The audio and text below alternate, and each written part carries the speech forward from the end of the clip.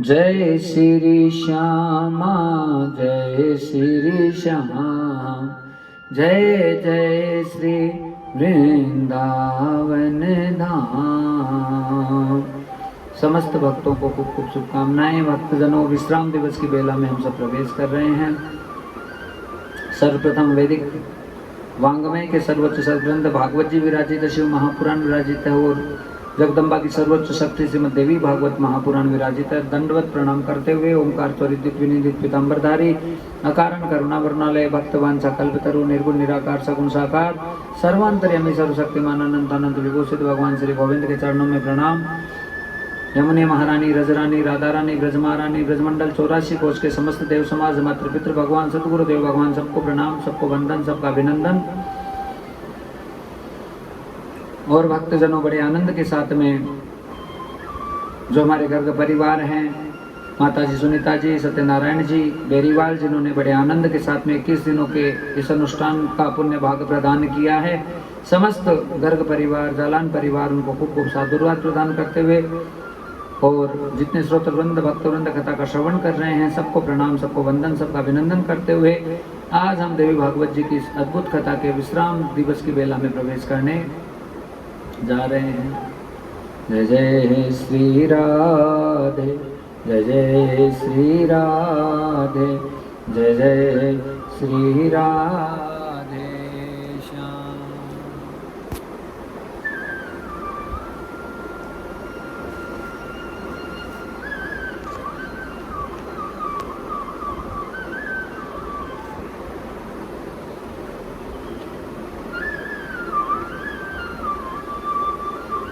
क्षमा करें।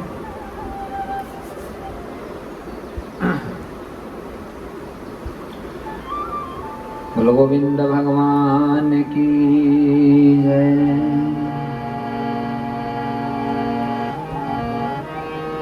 कबीरा गर्व न कीजिए, ऊंचा देख आवाज। कबीरा गर्व न कीजिए, ऊंचा देख आवाज। काल चढ़े बोहि लेटना भाई, ऊपर जमेगी घाट। काल चढ़े बोहि लेटना भाई, ऊपर जमेगी घाट। कबीरा गर्व न कीजिए, ऊंचा देख आवाज। कबीरा गर्व न कीजिए, ऊंचा देख आवाज। काल चढ़े बोहि लेटना भाई, ऊपर जमेगी घाट। काल चढ़े बोहि लेटना भाई, ऊपर जमेगी घाट। ओ रामा ऊपर जमेगी घाट, ओ रामा ऊपर जमेगी घाट।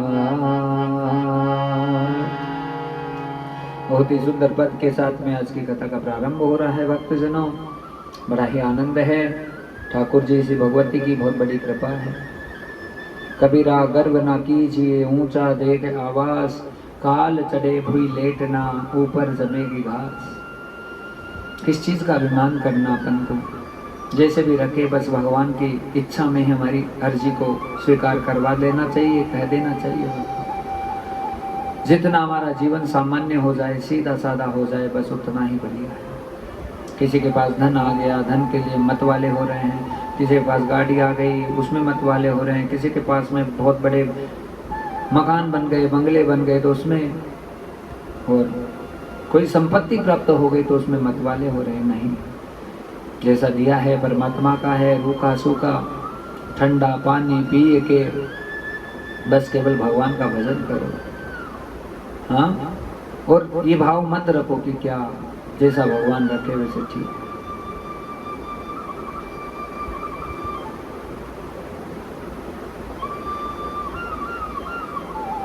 मान आ जाता है, ज्ञान का भी आ जाता है, विद्या का भी आ जाता है, धन का भी आ जाता है, संपत्ति का आ जाता है। लेकिन यदि आपके साथ में सत्संग है, आपके साथ में भजन है, आपका निरंतर नाम जाप है, तो कैसा ही कोई वायरस आए आपके अंतःकरण में, वो आप पर असर नहीं, लंबे समय तक नहीं दिखा पाए। थोड़े समय तक ही उसका असर रहेगा, उसके बाद में निकल जाएगा सब असर। इसलिए अत्यंत आवश्यक बात है, अत्यंत आवश्यक विषय है भक्तजनों कि कभी भी हमें किसी भी चीज़ का गुमान नहीं करना चाहिए और साधारण भाव से अपने जीवन का यापन करना चाहिए, साधारण भाव से जीवन को जीना चाहिए, उसी में आनंद है। हमारी किशोरी जी का स्वभाव देखो, कितना दयालु, कितना कृपालु। संपूर्ण ब्रह्मांड के सारे ऐश्वर्य किशोरी जी में, लाडली जी में, लेकिन उनके स्वभाव को देखो, कितनी शांति है, कितना सुख है, कितना आनंद है। हम जिसके भी स्वभाव का अनुसरण करते हैं एक दिन बन ही जाएंगे। आप 10 साल 20 साल लगातार राधा राधा करो, आपका स्वभाव अपने आप परिवर्तित हो जाएगा। क्योंकि भजन और जब हम जिसका चिंतन करते हैं उसका स्वभाव तो आए बिना रहता नहीं। अपने आप हम शांत हो जाएंगे, सीधे साधे एकदम भोले भाले बन जाएंगे, पर उस चीज का चिंतन करना आवश्यक है। भजन ही सब चीजों का सार है, भक्ति ही सब चीजों का सार है।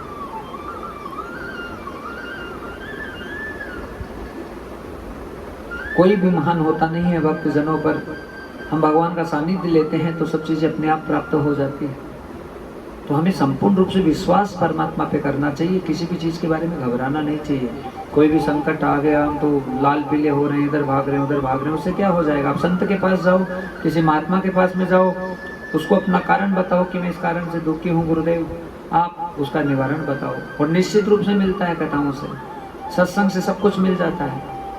अभी 21 दिनों का सत्संग चल रहा है, क्या इसमें कितनी बातें निकली महाराज। पकड़ने वालों ने पकड़ ली तो न्याल हो गए, और केवल ऐसे ही बस सुन लिया बस हो गया, तो उससे कुछ भी नहीं हो सकता है। जीवन को बदलना ही जीवन का सबसे बड़ा सत्संग है, सबसे बड़ा सार है। तो उसके लिए आवश्यक है कि जब हमने जो भी सीखा है उस चीज़ को हम अपने जीवन में लागू करने की कोशिश करें। आज हमें भी अधिकार नहीं है हम यदि थोती बातें करें व्यासपीठ से। हम तभी ही सही हो सकते हैं जब हम इन सब चीज़ों का अनुसरण करने की कोशिश करें।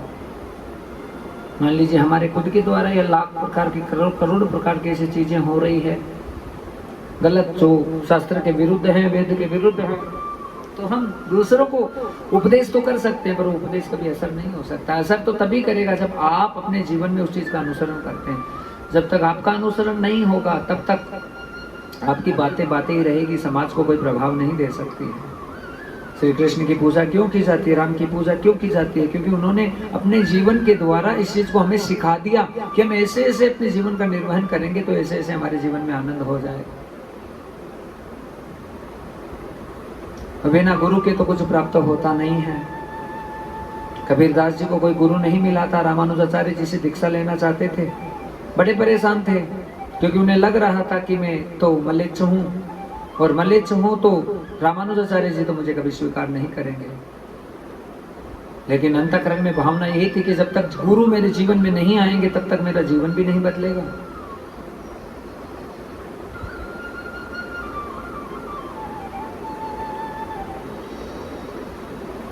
क्षमा करें, रामानंदाचार्य जी की बात है।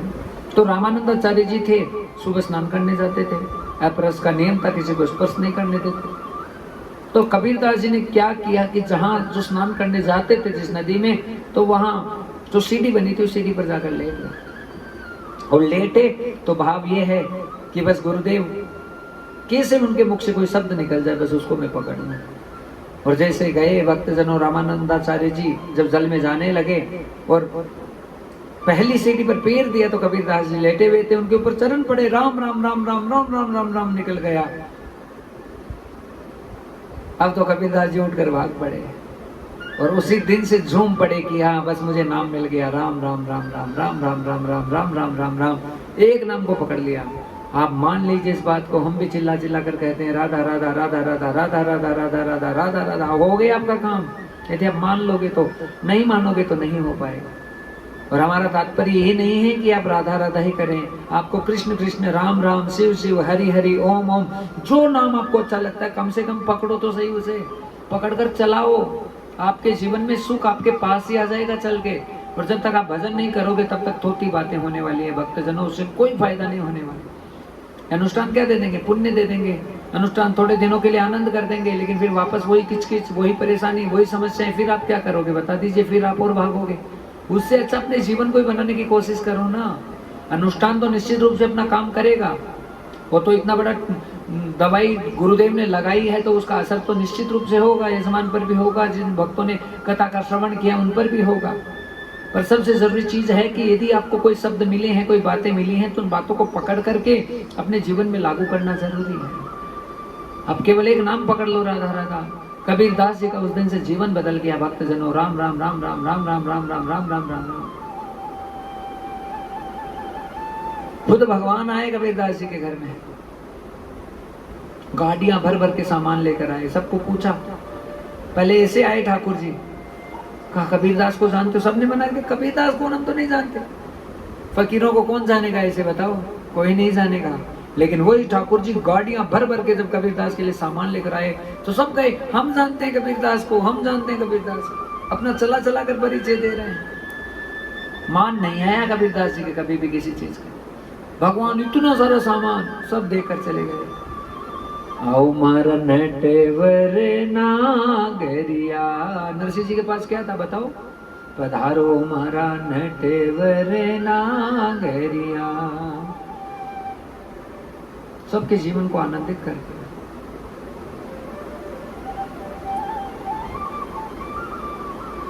साधना का मतलब यही है कि आपके जीवन में परिवर्तन आए। If you are going to change something, it means you are getting something.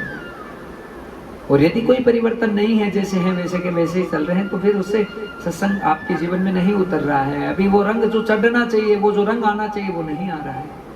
इसलिए आप हमारी बातों को साधारण ना लें, उसे अपने जीवन में, अंतःकरण में उतारने की कोशिश करें। आप इतना सत्संग सुनकर बस केवल राधा राधा राधा करना प्रारंभ कर दो और रोज सत्संग सुनने की आदत डालो। बड़े बड़े महापुरुषों को सुनो, जो भी महापुरुष आपको अच्छे लगते हैं, जिनकी वाणी आपके अंतःकरण में कुछ काम करती है, कार्य करती है, उन महापुरुषों को सुनते जाओ।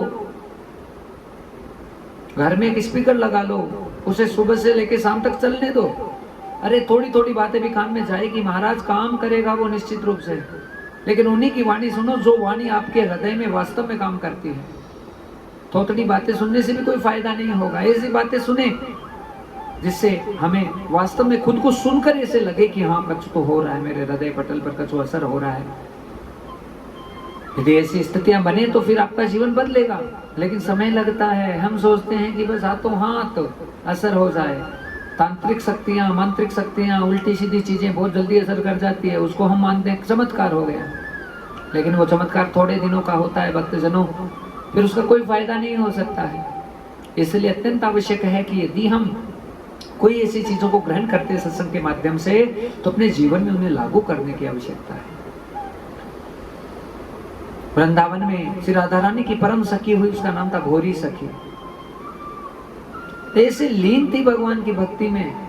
आदमी थे, भोलानाथ जी थे, मध्य प्रदेश से थे, लेकिन वृंदावन आ गए तो घोरी सखी बन गए। राधा वल्लभ जी के मंदिर में फाग का उत्सव चल रहा था। अब दैन्यता देखो आप कितनी, कैसे रुदन सारे दिन आंखें बस श्री जी के प्रियाजू की याद में रोए, प्रियाजू की याद में बिलखे। आपकी कितनी बार आंसू आते हैं दिन में बताओ, प्रिया जी को याद करके, ठाकुर जी को याद करके? यदि हमारे नेत्र सूखे हैं तो हम भगवान से बहुत दूर हैं। और झूठा नहीं रोना, हम बस दिखाने में रो रहे हैं, हो में तो बहुत प्रेम हो रहा है ठाकुर जी से, उससे भी कोई फायदा नहीं है। लेकिन आपके अंतःकरण से आंसू निकल रहे हैं, अपने आप ही ठाकुर जी को, हरि को, प्रभु को, परमात्मा को याद करते करते, तो आप धन्य हो रहे हैं।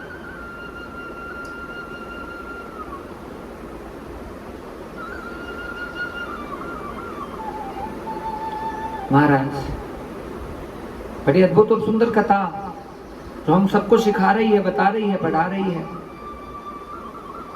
घोरी सखी वहां पर जो फाल्गुन का उत्सव चल रहा था, फागोत्सव, तो उस समय किसी ने उनके कान में पिचकारी मार दी, मतलब सीधी पिचकारी की धार थी कान में गई, पर्दा फट गया, होश ही नहीं उनको। सबने कहा खून बह रहा है, खून बह रहा है, आप दिखा लो, डॉक्टर के पास चले जाओ। नहीं गए। 2-3 महीने में कीड़े पड़ गए उनके कान में। फिर भी रो रो कर किशोरी जी के लिए कह रहे हैं, किशोरी इन दुनिया वालों को ये मेरे कान की पीड़ा तो दिख रही है, पर मेरे हृदय की पीड़ा नहीं दिख रही। इस हृदय की पीड़ा से मैं तुम्हें पुकार रहा हूं, वो नहीं दिख रहे।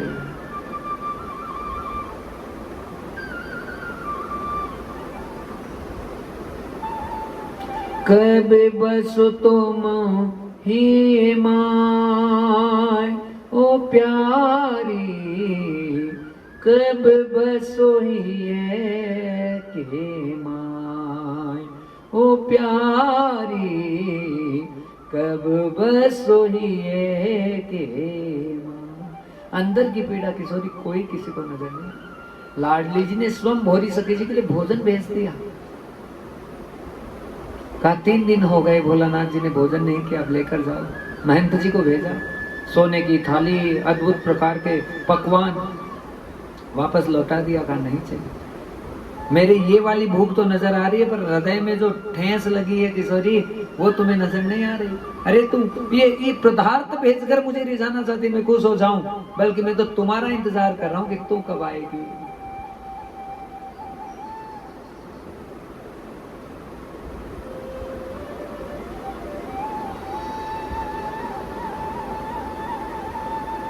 तेरी यादें में रोऊं हर पल, पर तुम क्यों ना आई। हे मेरी लाडली वृषभानु दुलारी, क्यों ना ये तेल लगाई, क्यों ना ये तेल लगाई।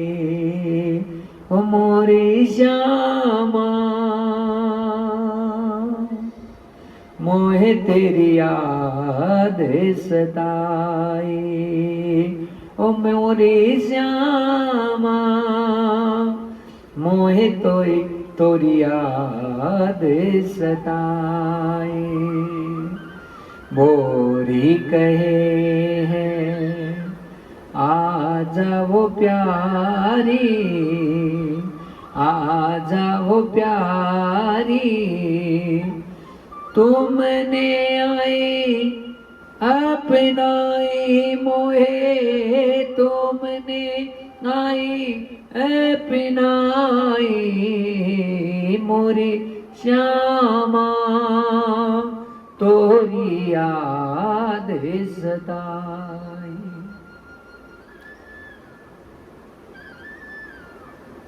ओ कितनो दुख दीनो ही माय, ओ कितनो दुख दीनो ही माय। कैसे कैसे पद गा रहे हैं भोलेनाथ जी। लाडली जी को भाग कर आना पड़ा, भोलेनाथ जी को भोली सखी को गले से लगा लिया।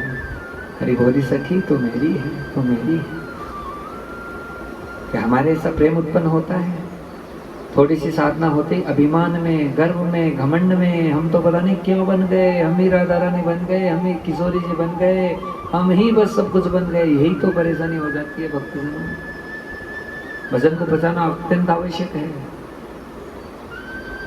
और जो निरंतर सुनता रहेगा सत्संग, चढ़ेगी खुमारी तो उतार देंगे ठाकुर जी 2 मिनट में। इसलिए अत्यंत आवश्यक है कि निरंतर भाव से भगवान का भजन करना। रुकना ही नहीं है अपन को। आप रुको ही मत ना। अब अपने लक्ष्य बना लो अपने जीवन का कि बस मेरे मुख से सारे दिन नाम निकले हर हाल में, राधा राधा राधा राधा राधा। एक जगह हम कथा करने गए थे, एक बंधु थे तो उनके मुख से सारे दिन थोड़ी देर में सीताराम सीताराम सीताराम सीताराम। और इतने सज्जन महाराज, इतने सज्जन, इतनी सज्जनताएं भगवान के नाम से आ जाती है। इसलिए हमें केवल नाम का आश्रय लेना है। सांवरिया सेठ मेरे महाराज, बस प्रभु का नाम ले और कहें। एक ही चीज मुझे प्यारी लगती है कि प्रभु आपका नाम, कभी उससे मैं विलग नहीं हो पाऊं, आपके सत्संग से विलग नहीं हो पाऊं। आप मेरे साथ है हर समय, मुझे इस चीज का एहसास है। इस बात का एहसास करना है भक्तजनों, और भवानी से कहना है कि माँ तू जल्दी आ जा हमारे जीवन में और आनंद कर दे।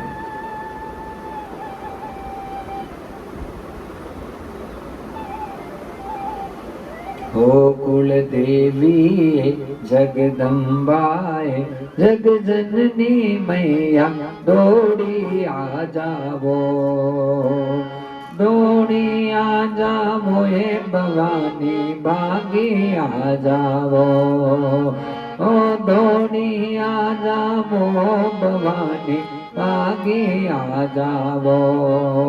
कुल देवी जगदम्बाए जग जननी मारी मैया ते तो दौड़ी आ जावो, दौड़ी आ जावो भवानी भागी आ जावो, तो दौड़ी आ जावो हे भवानी भागी आ जावो।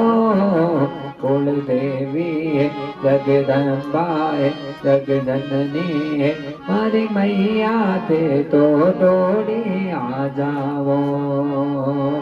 जगराता में रात जगावा गुण तारा मागावा, जगराता में रात जगावा गुण तारा मागावा, रात रात भर जोत जगावा मैया थान मनावा, रात रात भर जोत जगावा मैया थान मनावा रे। कुल देवी हो जगदम्बा हो जग जननी हो मैया दौड़ी आ जावो, दौड़ी आ जावो हे भवानी भागी आ जावो, दौड़ी आ जावो भवानी भागी आ जावो। कुल देवी जगदम्बाए जग जननी मैया दौड़ी आ जावो, मैया दौड़ी आ जावो। कुल देवी जगदम्बाए जग जननी मारी मैया दौड़ी आ जावो, मैया दौड़ी आ जावो, मैया दौड़ी आ जावो। बोलो अम्बे मात की। या देवी सर्वभूतेषु छाया रूपेण संस्थिता, नमस्तस्यै नमस्तस्यै नमस्तस्यै नमो नमः। या देवी सर्वभूतेषु धर्म संस्थापनाय ये संस्थिता, नमस्तस्यै नमस्तस्यै नमस्तस्यै नमो नमः। या देवी सर्वभूतेषु मात्र रूपेण संस्थिता, नमस्तस्यै नमस्तस्यै नमस्तस्यै नमो नमः। भवानी की लीलाएं अनंत है भक्तजनों, जितनी गाएं उतनी ही कम है। श्री व्यास जी महाराज से राजा जन्मेजय कथा सुन रहे हैं, सूत जी महाराज से सोमकादि 88,000 ऋषि कथा सुन रहे हैं, कार्तिकेय जी अगस्त जी का संवाद चल रहा है, और श्री नारायण और नारद जी का संवाद चल रहा है। जगह जगह कथा चल रही है जहाँ पर भगवान बड़े आनंद के साथ में नारद जी को संबोधित कर रहे हैं, और इधर राजा जन्मेजय को श्री व्यास जी महाराज संबोधित करते हुए भगवती के गुणों को बता रहे हैं। थोड़ा सा भी साधन कर लिया भवानी के चरणों में, एक बार राधा पुकार के तो देखो, जीवन नहीं बदल जाए तो ऐसा हो ही नहीं सकता महाराज। और एक बार पुकारने का मतलब बस इतना प्रेम कर लो उस नाम से, इतनी प्रीति कर लो कि आपको राधा के बिना चैन ही ना पड़े। राधा राधा राधा, उसका परिणाम मत देखो। यदि हम भक्ति कर रहे हैं तो भक्ति का कभी भी परिणाम नहीं देखना चाहिए कि उसका रिजल्ट कब आएगा, उसका परिणाम क्या होगा। परिणाम देखकर तो केवल स्वार्थ सिद्ध किया जाता है भक्तजनों। कदापि अपने मुख से नहीं कहना चाहिए हमने अनुष्ठान किया, हमने ये किया वो किया, हमारे को कोई फायदा नहीं हुआ। अरे क्या फायदा नहीं हुआ, तुमको क्या मिल गया तुम सोच ही नहीं सकते। क्या तुम जान सकते हो हमने पता नहीं कैसे कैसे कर्मों के पचड़े पाल रखे हैं महाराज। पूरी जिंदगी भी हम अनुष्ठान करते रहे तो पता नहीं सुखी हो पाएंगे कि नहीं हो पाएंगे, क्योंकि ऐसे ऐसे कर्म हम कर करके बैठ जाते हैं, लेकिन उनसे निवृत्त होना बहुत मुश्किल होता है। और आसान नहीं रहती है चीज़ें कि आसानी से हमें सब चीज़ें प्राप्त हो जाए। उसके लिए हमें यत्न करना पड़ता है, जतन करना पड़ता है, विचार करना पड़ता है, साधना करनी पड़ती है, तब जाके वो सब चीज़ें हो पाती है। धीरज का मार्ग है, आप निरंतर भाव से भजन करो। मानुष का शरीर मिला ही केवल भजन के लिए है, हम आए इसलिए हैं, इसलिए हमें भजन करना है। राजा जन्मेजय को श्री व्यास जी महाराज भगवान के गुणों के बारे में कहने लगे कि थोड़ा सा भी यदि भजन किसी के द्वारा हो जाता है तो उसका जीवन धन्य धन्य हो जाता है। आस्तिक मुनि नहीं आते तो तक्षक नाग को भस्म कर देते जन्मेजय, क्योंकि उस समय जब युद्ध वो क्षमा करे यज्ञ हो रहा था, राजा जन्मेजय के द्वारा सर्वमेध यज्ञ उत्तंग ऋषि जब आहुतियां लगवा रहे थे, तो उस स्थिति में तक्षक नाग का जलना तो तय था। लेकिन आस्तिक मुनि है कौन, इसके बारे में बड़ी सुंदर कथा श्री व्यास जी महाराज ने सुनाई है। उसमें कह रहे हैं कि माता मनसा के पुत्र हैं। बोलो मनसा मैया की। एक जरत्कारु नामक ऋषि हुए, उनका विवाह मनसा से हुआ।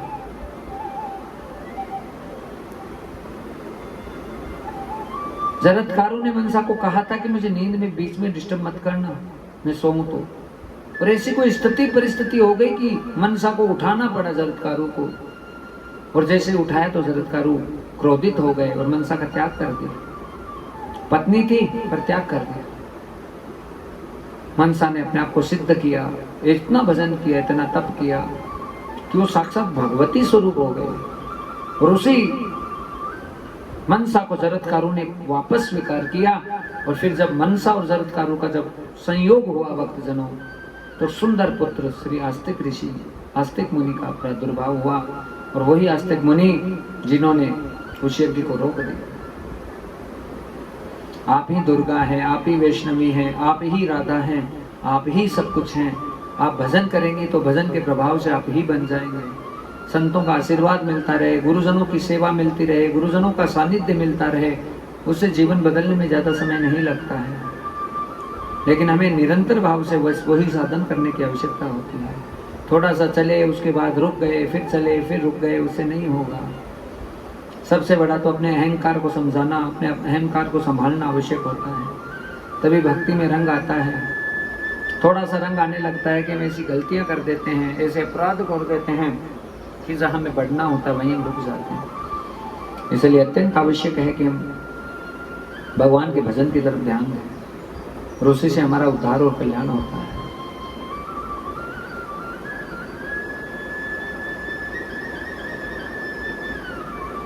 हे राजा जन्मेजय, ये जो स्त्री रूपी शक्ति है वो कोई साधारण शक्ति नहीं है। आप भी ध्यान से सुन लीजिए कथा। जिसने भी अपने पति को सब कुछ माना है, सर्वस्व माना है, अपने पति को ही अपने प्राण का आधार मानकर जिसने पूजा की है, वो सती और वो ऐसी पत्नी धन्य है। जो पति की आज्ञा का पालन नहीं करती है, पति से बराबरी करती है, पति से हर बात पे झगड़ा करती है, उसका कभी भी उद्धार नहीं हो सकता। उसका जीवन नरक हो जाता है, गर्त में चला जाता है। और यही कहते हुए श्री व्यास जी महाराज ने सत्यवान सावित्री की बड़ी सुंदर कथा सुनाई। वो वट के वृक्ष को पूजित करने वाली सावित्री, केवल बरगद में भगवान को देखने वाली सावित्री, छोटी सी अवस्था से ही पूजन करने वाली सावित्री अपने मरे हुए पति को यमराज से छीनकर वापस लेकर आ गई। ये भारतवर्ष में हो सकता और कहीं नहीं हो सकता है। इस भारत की इस धरा भूमि को ही वंदन है, प्रणाम है कि सावित्री जैसी माताएं इस जगत में आ जाती है भक्तजनों। राजा कुश ध्वज है, उनकी कोई संतान नहीं हुई, पत्नी का नाम मालती है। रुदन हुआ है, अगस्त मुनि के पास गए। अगस्त मुनि ने पाराशर ऋषि के पास भेजा और कहा पुष्कर जाओ। केवल राजस्थान में ही पुष्कर ऐसा स्थान है जहाँ ब्रह्मा जी का मंदिर है, और कहा ब्रह्मदेव की उपासना करो, सावित्री देवी का ध्यान करो।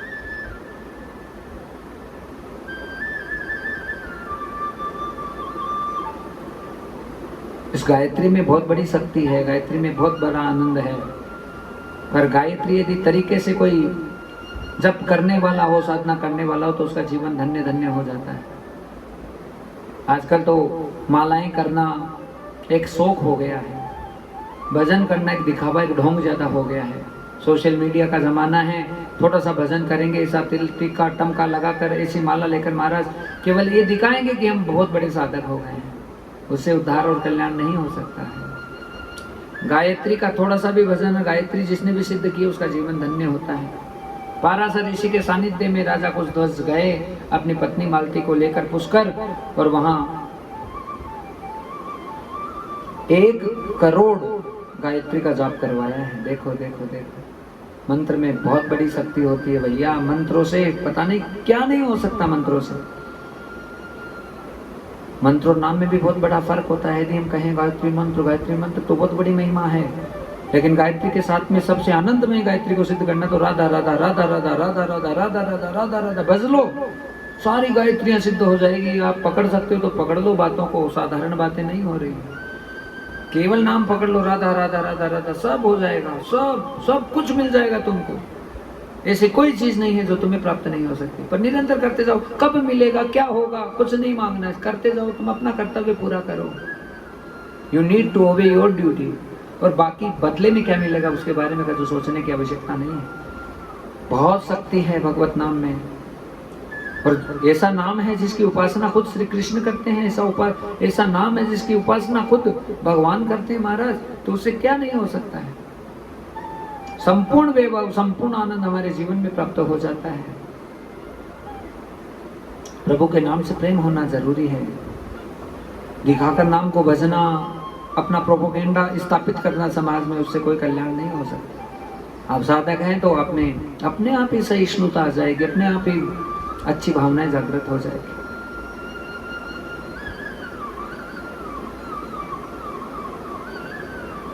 आज राजा कुशध्वज और मालती के द्वारा 1 करोड़ गायत्री को सिद्ध किया गया है। परिणाम बना तत्काल ब्रह्मा जी और सावित्री प्रसन्न हो गए और कहा कि मांगो। का पुत्र नहीं है, संतान नहीं थी, इसलिए गए थे। और जब संतान नहीं थी, यही कामना थी, तो कहा एक पुत्र होगा, एक पुत्री होगी। घर पे आए, एक पुत्र हुआ, एक पुत्री हुई। पुत्र भी बड़ा धीरवान, बड़ा अच्छे गुणों को धारण करने वाला। भजन से तो कोई चीज प्रकट होगी तो वो साधारण नहीं होगी। भोगों से कोई भी चीज निहाल करने वाली नहीं होगी। भजन से आपने कुछ भी प्रकट किया है तो वो महान होगा। एक कन्या हुई और उसी का नाम सावित्री हुआ। बचपन में किसी कुंडली पंडित जी को दिखाई किसी को, तो देखकर उन्होंने कह दिया कि इसका जैसे ही विवाह होगा कुछ समय बाद इसके पति की मृत्यु हो जाएगी। लेकिन ध्यान से सुन लो, ये आवाज सावित्री ने खुद ने सुन ली अपने कानों में, और उसी दिन से निश्चय कर लिया कि मैं कभी भी विधवा नहीं होंगी। यदि मैं चाहूंगी तो मैं कभी भी विधवा नहीं होंगी। आज माता जी का खुद का संकल्प ऐसा होना चाहिए। हम अपने जीवन का निर्माण खुद कर सकते हैं, हम खुद कर सकते हैं सब चीजों को। भक्तजनों पर हमारे इरादे बहुत मजबूत होने जरूरी है। If we have the great intention then we can achieve a lot of things in our life. बहुत सारी चीजों को हम प्राप्त कर सकते हैं। पर पहले तो चिंतन सुधारो ना। चिंतन किस चीज का चल रहा है? आपका जैसे चिंतन रहेगा वैसा ही तो आपका शरीर बनेगा। जैसी आपकी मानसिकता होगी उसके अकॉर्डिंग ही तो आपका निर्माण होगा। आप सोचते तो संसार के बारे में सुबह से लेकर शाम तक और अपना उद्धार चाहते हैं तो दिस इज नॉट, ये हो ही नहीं पाएगा। ये तो तभी हो सकता है भक्तजनों जब आपका चिंतन एकदम पूरा भागवतमय हो गया है। भागवत को सीखने रटने की आवश्यकता नहीं पड़ती, बल्कि अपना शरीर ही भागवत हो जाए, अपना रोम रोम ही भागवत हो जाए। आज 21वें दिन का अनुष्ठान है, महाराज ने तो कॉपी किताब के हाथ भी नहीं लगाया। निरंतर बस शब्द निकल रहे हैं, निरंतर निकल रहे हैं, कहां से आ रहे हैं मैं क्या पता। और ये तो 21 दिन की बात नहीं, 21 साल तक भी हम ऐसे बोले तो भी शब्द खत्म नहीं हो सकते। क्यों? बस यही बात है कि जिस पर भगवान की कृपा हो जाती है तो सब प्रकार से आनंद हो जाता है। शरीरों पे क्या होता है? कुछ नहीं है भक्तजनों, मेन तो खेल आत्मा का है। उसी आत्मा में यदि आपने परमात्मा को विराजित कर लिया, निवासित कर लिया, तो धुरंधर हो आप, धर्म के सत्य के धुरंधर हो। आप जीत जाओगे संसार में। कहाँ पराजय होगी आपकी, बता दो। हाँ, जानबूझकर यदि आप कुएं में गिरो तो उसके लिए तो कोई भी रोक नहीं सकता है। हाँ, despite getting a lot of knowledge, getting all of virtuous thing in your life, and after that going to be held intentionally in that situation, nobody can help you. उस स्थिति में कोई आपकी मदद नहीं कर सकता। यदि चला के आप नरक में जाओ तो आप कुछ नहीं कर सकते हैं। लेकिन यदि आप में विवेक जागृत है और आप भगवान के अधीन हैं तो आपका कभी भी बाल बांका नहीं हो सकता। सावित्री ने वट भगवान को पूजना प्रारंभ किया। उस बरगद के पेड़ में ही, वट वृक्ष में ही भक्तजनों साक्षात भगवान के दर्शन करने लगी। हर भाव सावित्री ने वही बनाए कि बस इसी में मेरे ठाकुर जी है, मेरे ठाकुर जी है, और निरंतर भाव से परमात्मा की सेवा शुश्रूषा में लगी रही सावित्री। हम आज ज्यादा कथा का विस्तार नहीं कर पाएंगे। हम आपसे क्षमा चाहते हैं सबसे, क्योंकि हमको आगे श्री ठाकुर जी की सेवा में निकलना है, रात को ही निकलना है, अभी यज्ञ करना है, फिर हमें विदा होना है। तो आज हम ज़्यादा विस्तार नहीं कर पाएंगे कथा का। जितनी कथा में मिल जाए बस उसी से हम संतुष्ट हो जाएं।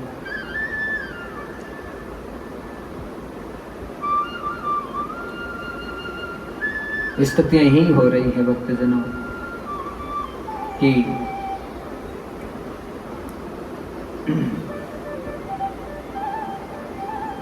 सावित्री ने वट वृक्ष को पूजन करना प्रारंभ कर दिया और पूरा विश्वास ठाकुर जी पर है। ना तू मेरी रक्षा करेगा मेरे स्वामी। किसी देश का राजकुमार था, वो पसंद आ गया, कहा मैं इसी से विवाह करूंगी। राजा मना कर रहा है, बार बार राजा को ध्वज मना कर रहा है कि मत करो, तुम्हारा स्वाद तो टिकेगा नहीं, सबने भविष्यवाणी की है। कहा आप छोड़ो, उस बात की चिंता मत करो, मैं इससे विवाह करूंगी और मेरा जो होगा वो मैं सोचूंगी। चली गई महाराज। साल 2 साल का समय हुआ कि उसका पति बीमार पड़ गया। ये बीमारी कर्मों से आती है, संयोग होता है, लिख देता है विधाता कि ऐसा होगा तो ऐसा होकर ही रहता है। केवल नाम से टाला जा सकता है स्थितियों को। नाम में बहुत शक्ति है। भगवान की शक्ति तो अलग है भक्तजनों, लेकिन भगवत नाम की शक्ति का हम पार नहीं पा सकते। उसी समय ऐसी स्थिति हुई कि सावित्री को पता चला कि मेरे पति बीमार हो गए। ध्यान में बैठी है, मंत्रणा कर रही है, भगवान का जाप कर रही है, नाम पुकार रही है, नाथ आप रक्षा करेंगे, आप रक्षा करेंगे, आप रक्षा करेंगे। अचानक सावित्री को यमदूतों के दर्शन हो गए और यमदूत कहने लगे तुम्हारे पति को लेने आए हैं। यमदूतों के पीछे पीछे हो गई सावित्री, यमलोक में जाने लगी भक्तजनों। और जिंदा मानव यमलोक में जा कैसे सकता है? पर सावित्री का तप इतना है, उसकी साधना इतनी है कि वो यमदूत के पीछे पीछे जाने लगी। यमराज को कहने लगी कि यमराज आपकी जय हो, आप आए हैं अपना कार्य करने के लिए, लेकिन आप मेरे पति को कैसे ले जा सकते हैं? आप ले जाना चाहते हैं तो मेरे कुछ प्रश्नों का उत्तर दे दो। सत्कर्म किसे कहते हैं बताओ? अच्छे कर्म का परिणाम क्या होता है, बुरे कर्म का परिणाम क्या होता है? इस संसार में सभी को ये सब चीजें क्यों भोगनी पड़ती है? कैसे भगवान की प्राप्ति की जा सकती है? अद्भुत अद्भुत प्रश्न जो बड़े बड़े ज्ञानी विज्ञानी भी नहीं कर सकते हैं, ऐसे ऐसे प्रश्न सावित्री ने रखे। भक्तजनों, यजमान ने सिर पकड़ लिया और कहा सावित्री तुम्हारे सारे प्रश्नों का विस्तार से उत्तर देने का तो मेरे पास में समय नहीं है, पर इतना ही कहूंगा कि शास्त्र के मुताबिक जीवन जीना ही जीवन का सबसे बड़ा लक्ष्य है। वो ही उसी का जीवन धन्य है जो धर्म के विरुद्ध कभी आचरण नहीं करता है। और जो धर्म के विरुद्ध आचरण करता है उसको बड़ी तकलीफ और समस्या का सामना करना पड़ता है। उसे बड़ी बड़ी भारी भारी समस्याओं का सामना करना पड़ता है। सावित्री, इसलिए मैं तुम्हें बस यही शिक्षा दे रहा हूं कि तुम है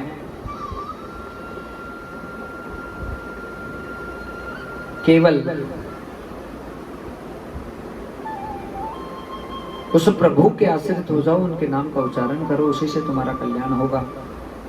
का कल्याण होगा नहीं होगा महाराज वो बात की बात है, पर आप मुझे बताओ कि भगवान को कैसे प्राप्त किया जाता है, विवेक किसे कहते हैं, ज्ञान किसे कहते हैं, और कर्मण्यता में क्या फर्क होता है? मतलब ऐसे ऐसे विद्वता कैसे भरे प्रश्न की महाराज। यमराज तो इतना आकर्षित हो गया सत्य सावित्री से, और सावित्री को कहने लगा कि सावित्री मैं तुमसे बड़ा प्रसन्न हूँ, तुम मुझसे मांग ले, मैं तुम्हें 3 वरदान दूंगा। कहा 3 वरदान दोगे? तो पहला वरदान तो ये दो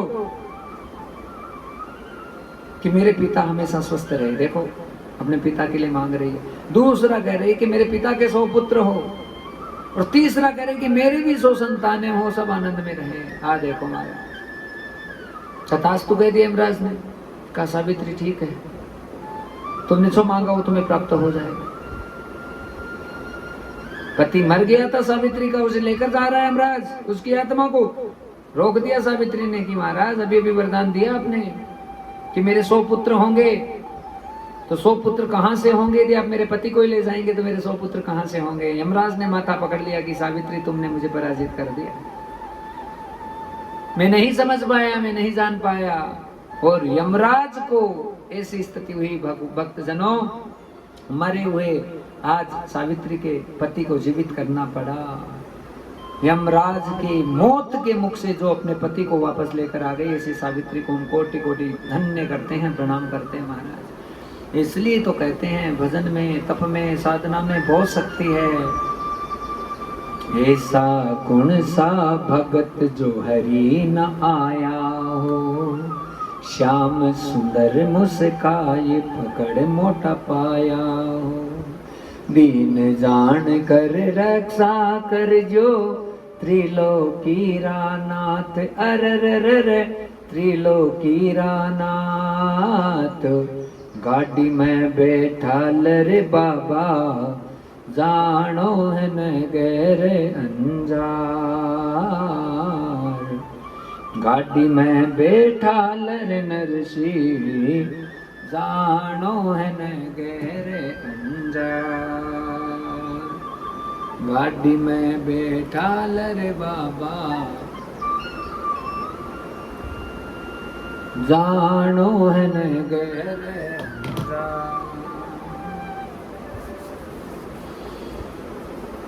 गाड़ी टूट गई थी नरसिंह जी की, तो कौन ठीक करने आया? ठाकुर जी आए। ऐसा हो ही नहीं सकता जो भगवान का भजन करे और वो सुखी नहीं हो सके। हमसे होता ही नहीं है, हम करना ही नहीं चाहते, और बिना करें बस पंडित जी तू ये कर दे, महाराज जी तू ये कर दे, गुरु जी तू ये कर दे। दूसरों के भरोसे भैया गाड़ी नहीं चल सकती है, खुद को ही चलानी पड़ेगी अपनी गाड़ी। गुरुदेव भी क्या कर देंगे? तुम्हें मार्ग दिखा देंगे, रास्ता दिखा देंगे कथाओं के माध्यम से, फिर चलना तो खुद को ही पड़ेगा। हम सोचते हैं ऐसे बैठे बैठे सब कुछ हो जाएगा, कुछ नहीं होगा, केवल कर्मों का भोग भोग लो। हाँ मैं तो बड़ी सुखी हो गई, मेरे तो धन प्राप्त हो गया, मेरे तो बेटे की नौकरी लग गई, मेरे तो ये हो गया। कितने दिन का सुख है, क्या कर लोगे इसे सुख का? बता दो। हमेशा हमेशा के लिए आनंद में प्रवेश कर जाओ ना, कि कभी उस आनंद से निकल ही नहीं पाओ, चाहकर भी नहीं निकल पाओ। उस आनंद में ही मत वाले हो जाओ, डोलने लग जाओ। उसके लिए अभ्यास करने की आवश्यकता है।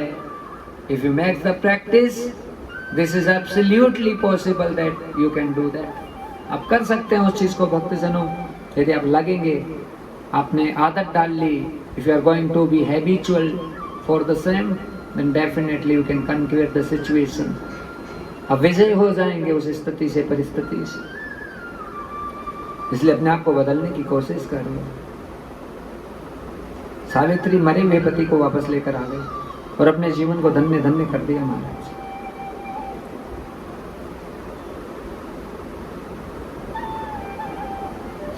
ऐसा जीवन हमारा भी हो जाए।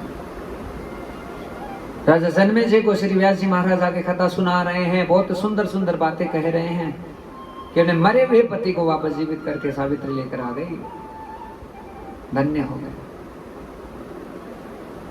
भक्तजनों, इस धरती के ऊपर बहुत बार संकट आया है, और जितनी बार संकट आया है भगवानी बीच में आई है, भगवती।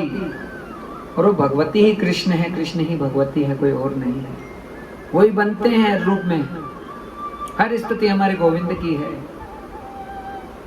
हर लीला हमारे गोविंद ही करते हैं, क्योंकि हर जगह गोविंद ही है, गोविंद की माया है।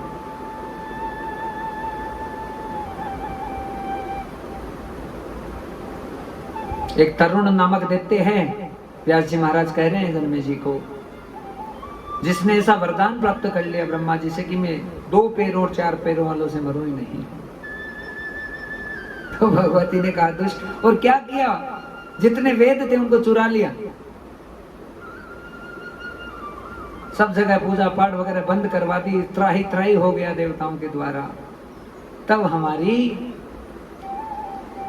जीण भवानी की याद आई है। बोलो जीण माता की। ये रानी सती दादी, ये जीण माता, ये झुंझुनू वाली मैया, ये कोई साधारण शक्तियां थोड़ी है। सती दादी की कितनी बड़ी कथा है। कैसे रानी सती दादी के कारण से झुंझुनू में इतना बड़ा स्थान प्रकट हो गया। भादों की अमावस्या आती है, ऐसी भीड़, ऐसा मेला, ऐसा आनंद प्रकट होता है। महाराज ये सती दादी देखो, हमारे तो रोंगटे खड़े हो गए सती दादी को याद करते। मानो हाथों हाथ उन्होंने पर्चा दे दिया कि भैया कथा तो हमारी हो रही है। सही बात है माँ, आपकी हो। हाथों हाथ पर्चा देती है भवानी, लेकिन हमारे भाव वैसे होने चाहिए। हाँ, मेहंदी रची मारा हाथा में, घोल रहो काजल आँख्या में। अरे मेहंदी रची मारा हाथा में, घोल रहो काजल आँख्या में। चुनड़ी रो रंग सुरंग माँ रानी सती, थारो रूप सुहाणो लागे माँ रानी सती।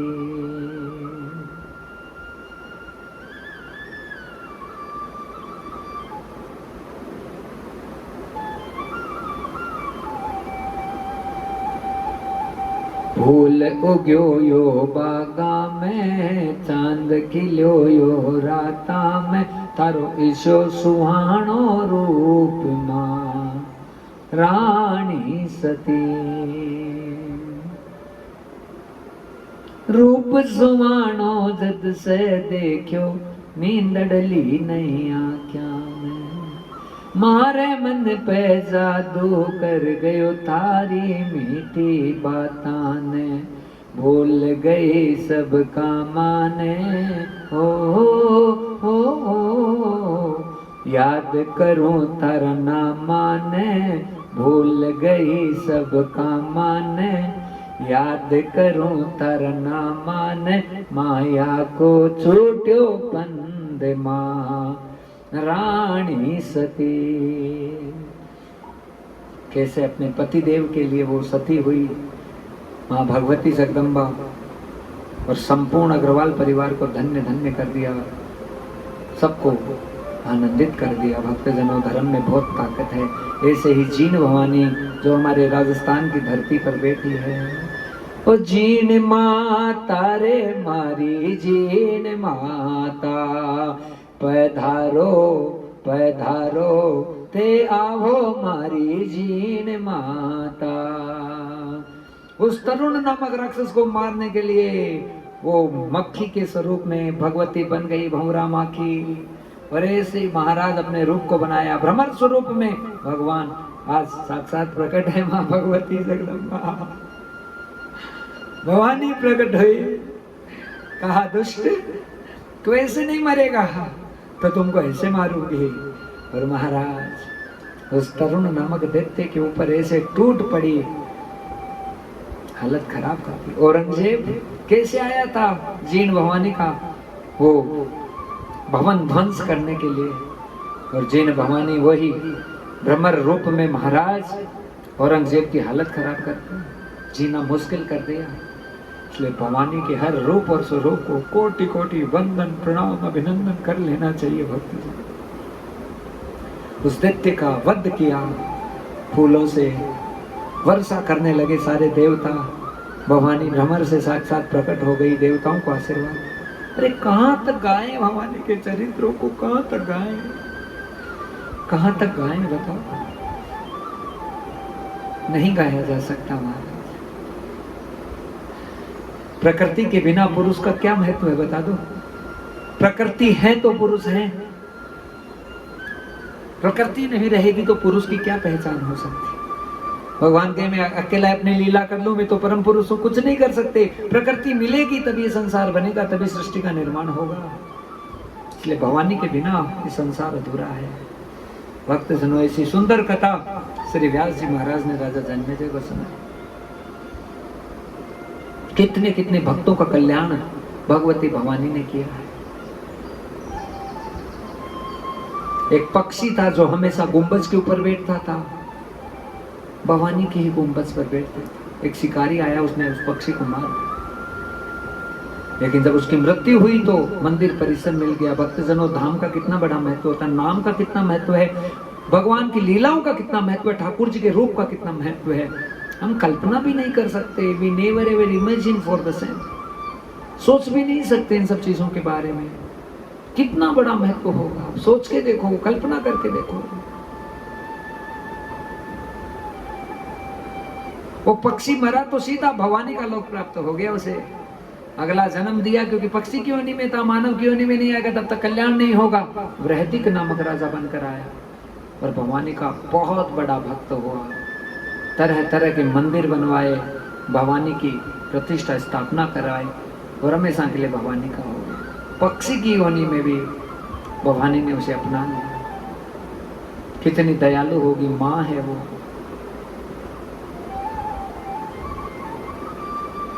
माँ बच्चों की जान होती है, किस्मत वाले होते हैं जिनकी माँ होती है। ओ मेरे हंसने से, ओ मेरे रोने से तू बलिहारी है। ओ माँ, ओ माँ, ओ माँ प्यारी माँ। हर प्रकार से आनंद को प्रदान करने वाली भगवती है भक्तजनों। माँ की महिमा को कहाँ तक गाया जा सकता है। गौतम ऋषि के ऊपर कितना बड़ा संकट आया था। अभी शिव महापुराण की कथा सुनी थी, वहां पे गौतम ऋषि का प्रसंग सुनाया। वो भवानी शिव जी के साथ में प्रकट हुई थी गौतम ऋषि की रक्षा करने के लिए, कि जब ब्राह्मणों ने गौतम ऋषि को अपमानित कर दिया था हर प्रकार से, तो साधन किया गौतम ऋषि ने, और उसका परिणाम हुआ था कि ठाकुर जी साक्षात भवानी के साथ प्रकट हुए थे। उस भगवती ने गौतम ऋषि को गले से लगाया। कितने कितने प्रसंग होंगे जिसके माध्यम से हमें पता चलता है कि भवानी कितनी दयालु, कितनी कृपालु है। हर प्रकार से सब मानव मात्र का, जीव मात्र का जो उद्धार करती है वो भवानी है भक्तजनों, वो भगवती है।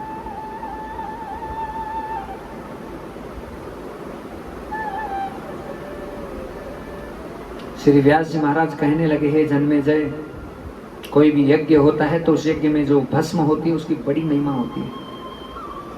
आप भी ध्यान से सुन लीजिए। यदि आपने यज्ञ किया है, यतन किया है, जतन किया है, उसकी जो भस्म बन रही है, उसमें जो मंत्र डाले आपने, वो कभी साधारण नहीं हो सकता। यज्ञ की भस्म को दुर्वासा ऋषि लगाकर यमपुरी की तरफ निकल रहे थे।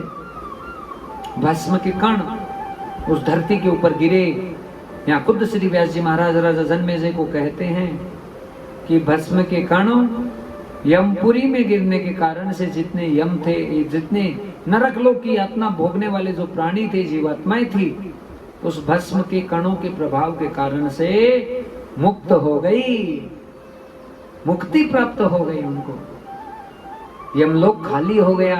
यमराज को चिंता हुई कि क्या हुआ, तो पता चला कि दुर्वासा ऋषि यज्ञ की भस्म को धारण करके आए थे, इसके कारण से ऐसा हो गया था। और हम लोग कैसे हिंदू हैं, हमें टीका लगाने में शर्म आ रही है, हमको चोटी रखने में शर्म आ रही है, हमको कुर्ता पहनने में शर्म आ रही है, हमको धोती पहनने में शर्म आ रही है। हमारा कैसे उद्धार होगा बता दो। पेंट बुशर्ट में कितना ही अपने आप को बहुत सुंदर दिखा लो, टाई कोट पहन के, लेकिन तुम्हारी असली पहचान तो तभी होगी जब तुम धोती में निकलोगे।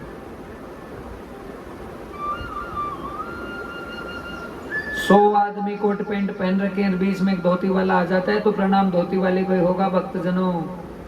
इस पगड़ी वाले कोई हो जाएगा, टीके वाले कोई हो जाएगा, क्योंकि हमारी भारतीय संस्कृति यही सिखाती है। हमारी वेशभूषा को हम क्यों छोड़ रहे हैं? आज हम श्री धाम वृंदावन में रहते हैं, यहाँ पर जितने महानुभाव हैं, जो यहाँ के वासी जो रहते हैं, अपनी वेशभूषा में ही रहते हैं। धोती पहनते हैं, पटका धारण करते हैं, कुर्ता पहनते हैं, यही हमारी वेशभूषा है। इस वेशभूषा को हम क्यों छोड़ रहे हैं? जींस की पैंट में कभी कल्याण नहीं हो सकता है। अभी हम भी यदि ऐसे टी शर्ट जींस पहनकर आपको उपदेश करेंगे तो आपके उपदेश समझ में आ जाएगा क्या? कदापि समझ में नहीं आएगा। और हमारे अंतःकरण में भी वो भाव उत्पन्न नहीं हो सकते हैं कि माँ बाप को कुछ सुना दें, कुछ आपको उतार दें। इसलिए वेशभूषा का जीवन में बहुत बड़ा महत्व है। त्रिपुंड लगाना, भस्म लगाना, चंदन धारण करना, तिलक लगाना, तिलक से कभी भी वैष्णवों को शर्माना नहीं चाहिए। अपने माथे पर तिलक लगाएंगे, आप में सारी सौभाग्यता प्रदर्शित हो जाएगी। आप मान लीजिए इस बात को पक्का। महाराज कभी भी सोना लीलाट किसी का हो तो उसके दर्शन भी नहीं करने चाहिए। हमारे सारे ऐश्वर्य खत्म होते हैं सोने लीलाट वाले के दर्शन करते हैं तो। इसलिए माताओं से भी हमारी विनती है कि आप छोटी सी भी टीकी लगाओ, तिलक लगाओ, पर लगाओ। आप लाल तिलक लगाकर चावल लगा लो, आपका ऐश्वर्य बढ़ जाएगा। 1 महीने में प्रभाव देखना उसका। थोड़ा सा चंदन लगा लो, टीका लगा लो, चावल लगा लो, आपकी आभा बढ़ जाएगी। देवताओं में आपकी गिनती होने लग जाएगी, साधकों में आपकी गिनती होने लग जाएगी। इसलिए बहुत बड़ा महत्व है टीका धारण करने का, तिलक लगाने का। अवश्य लगाना चाहिए। कभी शर्मिंदगी महसूस नहीं करनी चाहिए, क्योंकि हमारा भारतीय पहनावा यही है, भारतीय पहचान यही है। तिलक लगाकर हम किसी के सामने जाते हैं तो हमारा ऐश्वर्य बढ़ जाता है, हमारा आनंद बढ़ जाता है। चोटी रखना हर वैष्णव का धर्म है, चोटी रखनी चाहिए। शिखा को कभी भी छेदित नहीं करवाना चाहिए। हम यदि वैश्य हैं, ब्राह्मण हैं, क्षत्रिय हैं तो हमें जनेऊ पहनने का अधिकार है। यज्ञोपवीत को धारण करके रखना चाहिए। उससे अपने आप गुण आते हैं, उससे अपने आप अच्छी अच्छी बातें आती है। तुलसी जी की माला को धारण करना हमारा परम कर्तव्य है। जिस वैष्णव के गले में तुलसी माला नहीं रहती है, भगवान की नजरों में नहीं आ सकता है वो, चाहे स्त्री हो या पुरुष हो। तुलसी माला को तो अवश्य धारण करना चाहिए भक्तजनों। तुलसी हमारी पहचान है, तिलक हमारी पहचान है, जनेऊ हमारी पहचान है, शिखा हमारी पहचान है।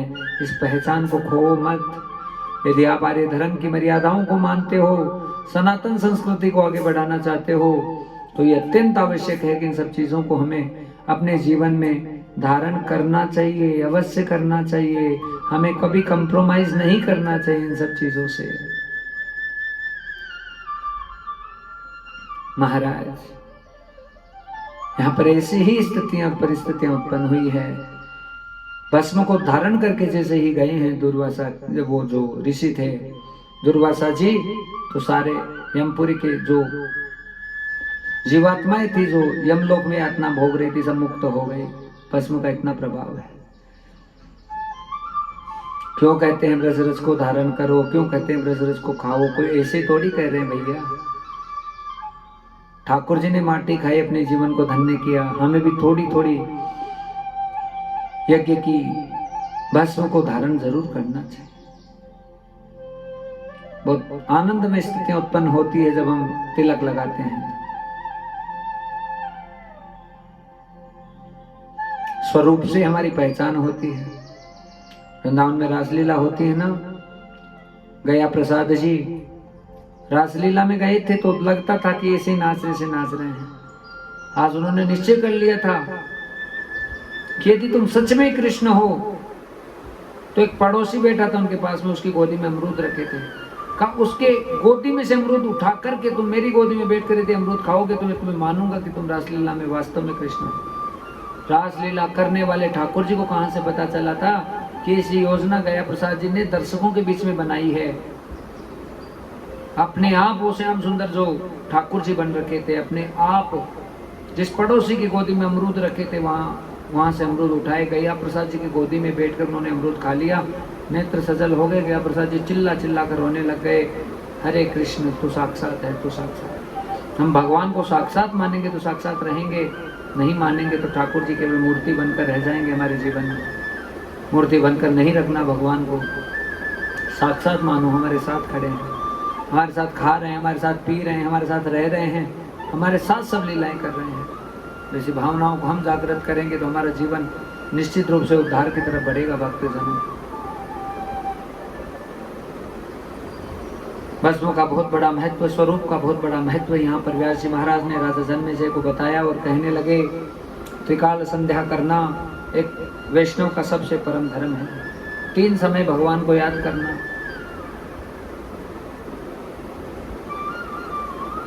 रेचक, कुंभक और पूरक प्राणायाम करना।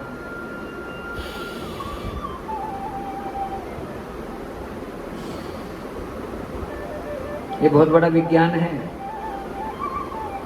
श्वास को ऊपर ले गए, रोक दिया, भगवान को याद करें, स्मृति कर रहे हैं, जब तक रोक सकते हैं, फिर सांस को छोड़ दीजिए। फिर दूसरी मतलब संध्या हो रही है, आपका हृदय पवित्र हो रहा है, योग से पवित्र होता है, फिर बैठकर नाम जाप कर लीजिए। 3 समय भजन करना आवश्यक है, सुबह, दोपहर और शाम। बाकी चलते फिरते, घूमते, उड़ते, बैठते, सारे दिन भगवान के नाम का उच्चारण करते रहें, लेकिन 3 समय तो बैठकर भजन करना आवश्यक है और करना ही चाहिए। भक्तजनों, जिसकी त्रिकाल संध्या होती है उसके अंतःकरण में बड़ी बड़ी स्थितियां प्रकट हो जाती है।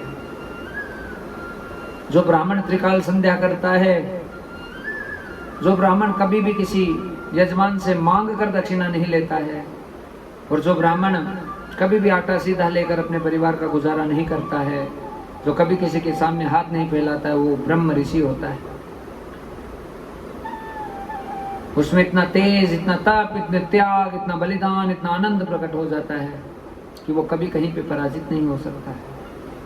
इसलिए त्रिकाल संध्या अपने आप में बहुत महत्वपूर्ण है। हमें 3 समय तो बैठकर भजन करना ही चाहिए। ले थोड़ा सुबह और शाम तू, 2 घड़ी भगवान का लेना। भजन में तो यही कह रहे हैं कि 2 घड़ी लें, सुबह और शाम, लेकिन 3 समय तो त्रिकाल संध्या सब भजन करें महाराज, उससे बड़ा आनंद होता है, कल्याण होता है।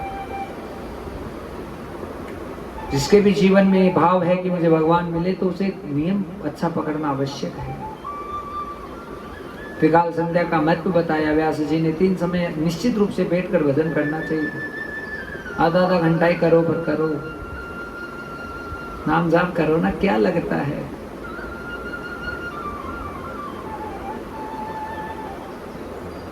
तेरा क्या लगता है मोल, तू तो राधा राधा बोलने से कुछ नहीं लगेगा। आप करते जाओ, करते जाओ, करते जाओ। बिना करे स्थिति नहीं आएगी। आप ही अपनी समस्या का समाधान कर सकते हैं। You are only the single person to resolve your problem, और कोई नहीं आएगा आपकी परेशानी का हल करने के लिए। इंपॉर्टेंट, करिए।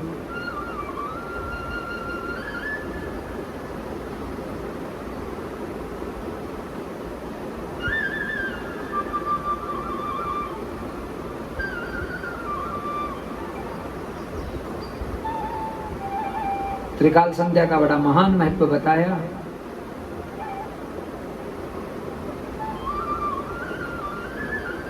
त्र्यंबकम मंत्र का भी श्रीमद् देवी भागवत में बहुत बड़ा महत्व बताया गया है, जहाँ ओम होम जूम से ओम भूर्भुवस्वं त्र्यंबकम यजामहे सुगंधिं पुष्टिवर्धनम् उर्वारुकमिव बन्धनात् मृत्युर्मुक्षीमामृतात् ओम स्वयं ओम से ओम।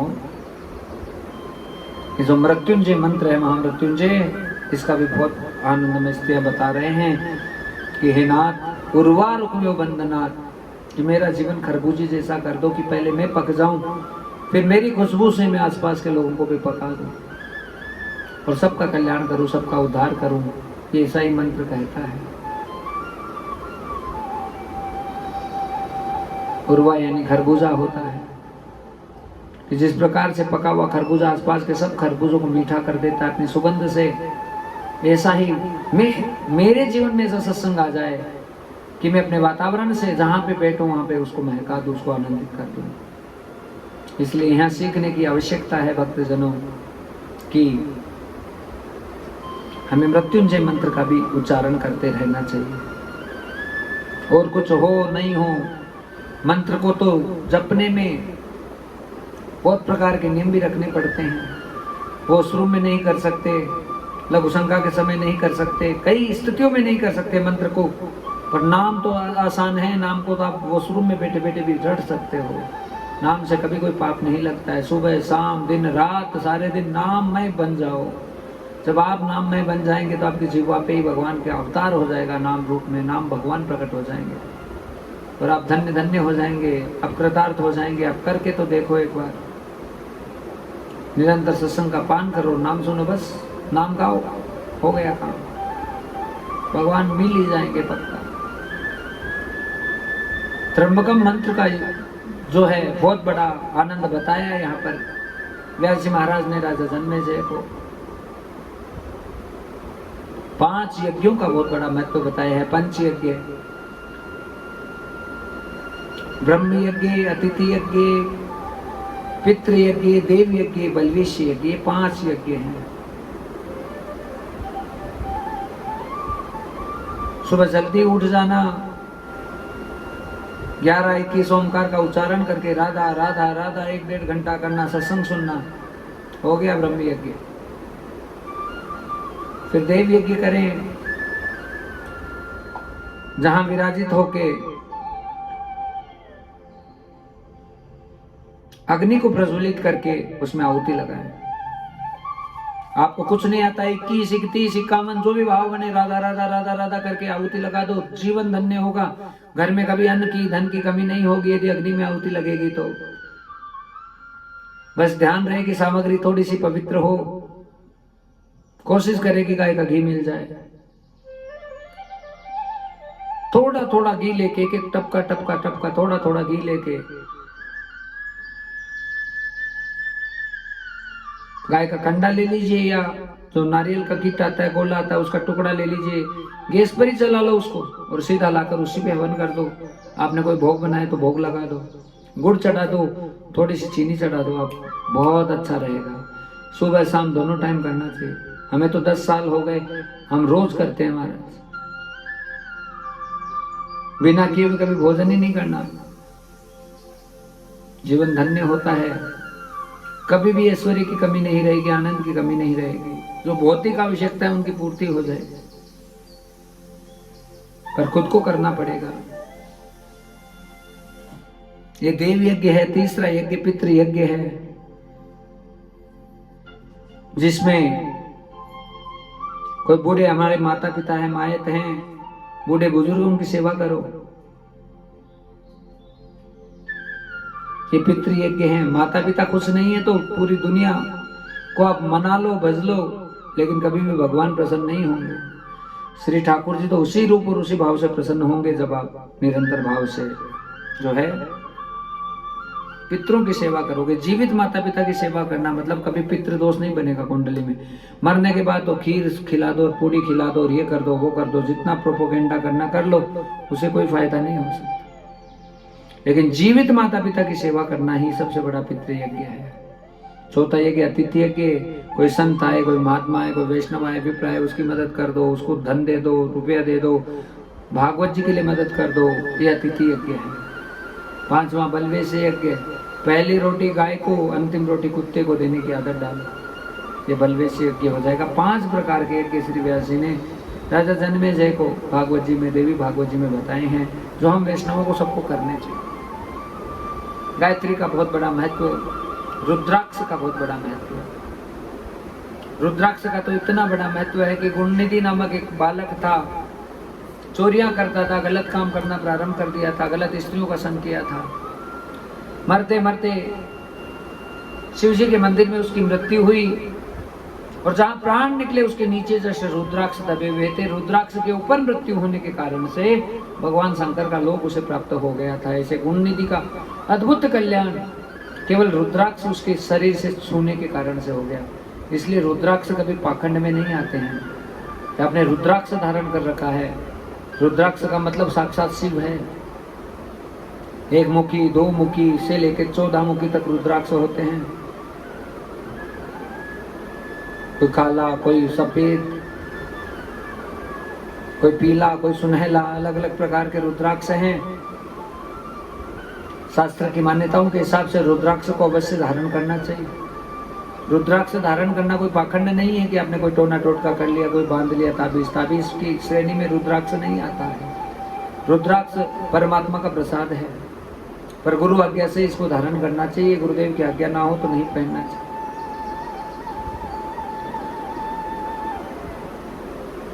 पुण्यनिधि का कल्याण हो गया कि रुद्राक्ष के ऊपर उसकी मृत्यु हुई। गधा था, रुद्राक्ष को लेकर जा रहा था, उसे साक्षात शिवलोक की प्राप्ति होगी। जब उसका शरीर छूटा तो रुद्राक्ष उसकी पीठ पर थे और उसका गधे का शरीर छूट गया और उसे वापस मानुष का शरीर भगवान शिव ने दे दिया। इतना रुद्राक्ष का महत्व है। हम तो कहते थे शिव महापुराण में कि छोटी सी रुद्राक्ष की माला बनाकर हाथ में धारण कर लो, छोटी और माला 108 मणियों की गले में धारण कर लो। कितने कितने महात्माओं को देखते हैं, बाबा जी को देखते हैं कि कितने बड़े बड़े रुद्राक्ष, छोटे बड़े सारे रुद्राक्ष। कई लोग तो इतनी मालाएं पहन के रखते हैं महाराज। यहाँ वृंदावन में बड़ी बड़ी तुलसी पहनने वाले हजारों मिल जाएंगे, जो भरे हैं मालाओं से गले को, और नहीं देख रहे कि उनमें बोझ कितना है, पर सारे दिन बस मालाओं के साथ ही रहते हैं। उनको पता है तुलसी का बहुत बड़ा महत्व है, तुलसी की माला का महत्व है, रुद्राक्ष का महत्व है। यदि हम इन सब चीज़ों का पालन करते हैं, अवश्य हमारे जीवन में बड़ा परिवर्तन आता है। बिना साधन किए, बिना जीवन में अनुशासन लाए हुए जीवन कैसे बदल पाएगा बताओ? हम तो उठते ही नहीं 8 बजे से पहले, तो फिर क्या फायदा हो सकता है? सुबह उठना, जल्दी उठना, सारा कामकाज करना और फटाफट अपने कर्तव्य के प्रति निष्ठ हो जाना। आलस्य प्रमाद ही तो जीवन को बर्बाद करता है भक्तजनों। यदि प्रमाद और आलस्य हमारे द्वारा छोड़ दिया जाए तो बहुत जल्दी स्थिति हमको प्राप्त हो जाती है।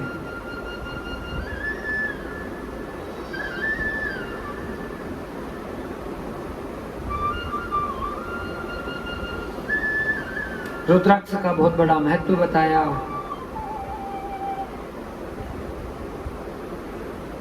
रुद्राक्ष को धारण करना चाहिए।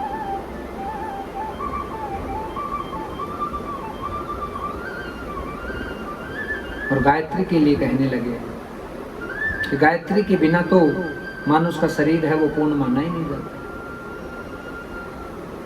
ऐसे ही शिखा लगा ली, धोती पहन ली, पंडित जी बन गए, उससे कल्याण नहीं कर सकते हो आप किसी का। आपने कितना गायत्री जाप किया है? जब तक 10 लाख गायत्री के मंत्र मुख से नहीं निकले तब तक तो ब्राह्मण को ब्राह्मण कहलाने का अधिकार ही नहीं है। ब्राह्मण तभी बनता है, तभी आनंदित होता है जब 10 लाख गायत्री मंत्र उसने खुद ने कर लिए हैं। हम नहीं कह रहे हैं, कथा कह रहे हैं। इसलिए बस ऐसे ही 2-4 मंत्र सीख लिए हम तो पंडित जी बन गए, उससे कल्याण नहीं हो सकता है। कम से कम इतना गायत्री मंत्र है मुख से निकलना जरूरी है, गायत्री के जाप होने जरूरी है। गायत्री को कभी भी बोल बोल कर नहीं गाना चाहिए, मन में ही गाना चाहिए। गावा वही प्राण है, तान तायत्री गायत्री। देवताओं को जो बुद्धि प्रदान की वैसी बुद्धि आप हमें प्रदान करे। गायत्री मंत्र का मतलब ये होता है। इन गायत्री मंत्र जोर से नहीं बोलना चाहिए, मन में ही, क्योंकि बड़ा सिद्ध मंत्र है और इसको मन में ही रखो। और सरल गायत्री को यदि सिद्ध करना है तो राधा राधा राधा राधा राधा राधा राधा राधा राधा राधा राधा राधा। आप ये समझ जाओ कि तो गायत्री का नाम है और मंत्र है वो जो है हम जो जानते हैं। संपूर्ण गायत्री सिद्ध हो जाएगी, संपूर्ण आनंद सिद्ध हो जाएगा यदि केवल राधा नाम को पकड़ लिया। इसलिए इन सब चीजों का अनुसरण करने की आवश्यकता है। गायत्री का बहुत बड़ा महत्व बताया। हर प्रकार का उद्धार और कल्याण का विषय आज श्री व्यास जी महाराज राजा जन्मेजय को बता रहे हैं।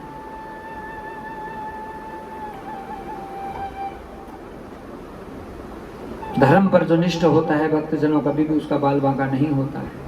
अपने पिता को आनंदित करने के लिए राजा जन्मेजय जब व्यास जी से कथा सुन रहे थे और सारे प्रकार के प्रसंगों की चर्चा आज की गई है व्यास जी के द्वारा, तो उसका परिणाम हुआ है कि राजा जन्मेजय है गदगद होने लगे व्यास जी की वाणी को सुन।